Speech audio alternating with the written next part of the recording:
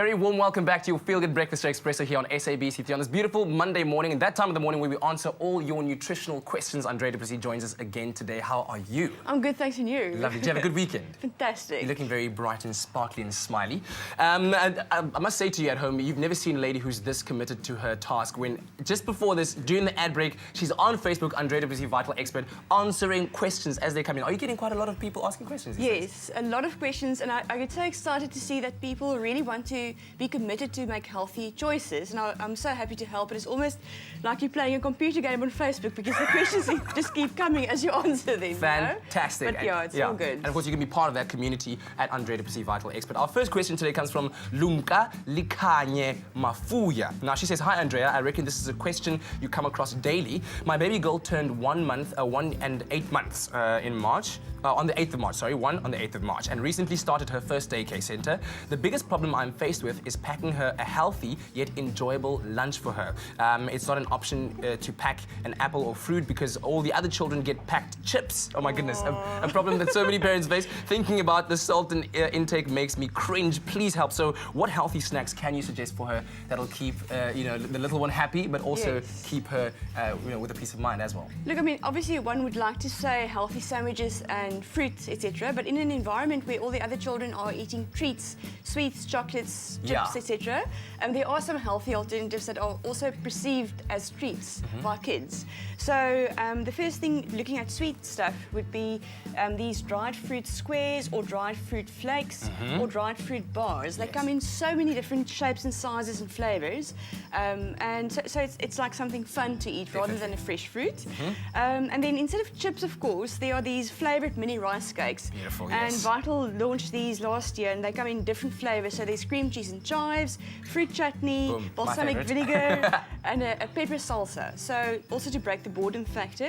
And these are easily manageable by children of that age. Yes, exactly. And Lumka, when the little one goes to school and then everyone's bragging about the chips, you can say, "Ooh, look at my mini rice cakes. You ain't got no rice cakes." Beautiful. Okay, great advice there. And then a second one from Sharon Lloyd. She says, "Andrea, do you have any good advice for sufferers with low blood pressure?" I think we usually talk about high blood pressure quite a lot, but low blood pressure. So what causes first? What causes low blood pressure? Well, sometimes the cause isn't really well known. I mean, if you look at over the short term, what would contribute to low blood pressure is if you're dehydrated, and people that suffer with low blood pressure typically feel very tired with no good reason. Now, when I get very fit, I also suffer with low blood pressure, and it's that silly feeling, you've slept enough, you're fit, you've eaten your lunch, but after lunch you just want to fall asleep, you can't keep your eyes open. So it's not the itis, that feeling about maagies vol oortjies toe?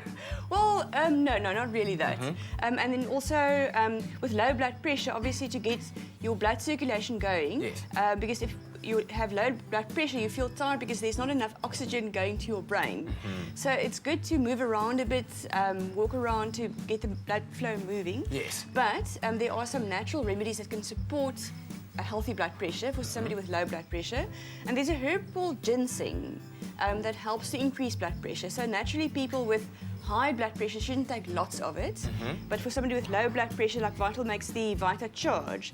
So it's an energy boosting supplement, and it is packed with ginseng. So I take this when I feel like my blood pressure is a bit low. And then this herb rosemary is also known to help increase blood pressure. Works beautifully with steaks and stuff. Yes. So it's not going to have the same therapeutic effect than the Vita Charge capsules, but the Vita Charge you take as your multivitamin. Yes. Okay, lovely. So I think most definitely then something that everyone should go out there and get tested then, your blood pressure? Oh, definitely. I'm so glad you mentioned that. With both low and high blood pressure, the symptoms are non-specific and sometimes absent. So if you're not sure what your blood pressure is, it's very important to have it tested. Most pharmacies do it for you. It's a very quick and simple test, non-invasive, so it's not a painful process at all. Thank goodness. And if you have high blood pressure, obviously you need to stay away from something like the Vita Charge, but if you've got low blood pressure, it will bring you lots of joy and energy. Fantastic. Great advice there from Andrea, from snacking to low blood pressure. You've got it all covered. And also be sure that you can get all this advice when you go into Andrea du Plessis Vital Expert. Right now, we're going to take a quick look at what's happening in our social media world. Grant brings us the latest in the best followers to give. You got the best video of the week, app of the week, all those good things. Grant, take it away, boy. For 30 Rand a year, you can subscribe to the Vitalize magazine and receive nutritional advice, fitness tips, and amazing recipes. Visit vital.co.za today.